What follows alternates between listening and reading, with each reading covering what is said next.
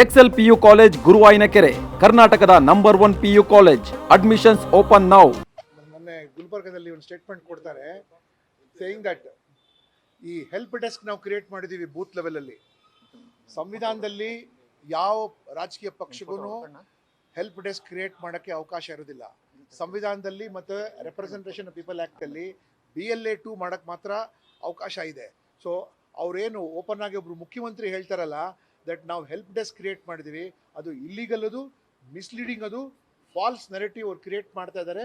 ನಮ್ಮ ನಾಯಕರು ಹೇಳ್ದಂಗೆ ಸೇಯಿಂಗ್ ದಟ್ BJPಯಿಂದ SIR is a constitutional function, ಹೌದು ನಡೀತಾ ಇರೋದು.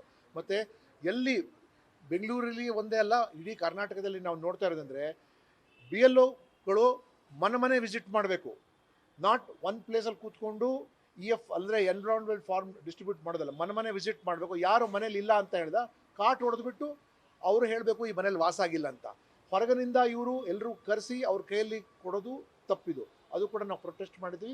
ಮತ್ತು ವಿಶೇಷವಾಗಿ ಚಾಮರಾಜಪೇಟೆ ಪಾದರಾಯಣಪುರದಲ್ಲಿ ಒಂದೇ ಸಮುದಾಯದ ಜನರನ್ನು ಅಲ್ಲಿ BLOಗಳಾಗಿ ನೇಮಕ ಮಾಡೋದ್ರಿಂದ ಅದು ಭಾಳ ರಾಂಗ್ ಸಿಗ್ನಲ್ ಕೂಡ ಕೊಡ್ತಾ ಇದೆ. ಈವನ್ RO ಕೂಡ ಅದನ್ನೇ, ಮತ್ತು RO ಕೂಡ ಅದೇ ಕಮ್ಯುನಿಟಿ ಇದ್ದಾರೆ. ಇನ್ನು ನಮಗೆ ಅದು ನಾವು ಕಾದು ನೋಡಬೇಕಾಗಿರೋದು. ಮತ್ತು ಸುಮಾರು ಕಡೆ BLOದು ಟ್ರೈನಿಂಗ್ ಸರಿ ಇಲ್ಲದಿರೋ ಕಾರಣಗಳಿಂದ BLO ಜನ ಕೇಳೋ ಪ್ರಶ್ನೆಗೆ ಸರಿಯಾಗಿ ಉತ್ತರನ ಕೊಡೋಕ್ಕೆ ಸಾಧ್ಯವಾಗ್ತಾ ಇಲ್ಲ. ಅದರಿಂದ ಯಾರು ಥರ್ಡ್ ಪಾರ್ಟಿಗಳೆಲ್ಲ ಬಂದು ಗುಂಪಲ್ಲಿ ಈಗ ತಾನೇ ನಾನು ಒಂದು ಗೌರ್ಮೆಂಟ್ ಉರ್ದು ಸ್ಕೂಲಿಂದ ಬರ್ತಾ ಇದ್ದೀನಿ, BLO ಅಲ್ಲಿ ಕೂತ್ಕೊಂಡು 150 ಫಾರ್ಮ್ಗಳು ಕೂತ್ಕೊಂಡು ಅಲ್ಲಿ ಡಿಸ್ಟ್ರಿಬ್ಯೂಟ್ ಮಾಡ್ತಾರೆ, ಬೀಗ ಹಾಕೊಂಡಿದ್ದಾರೆ.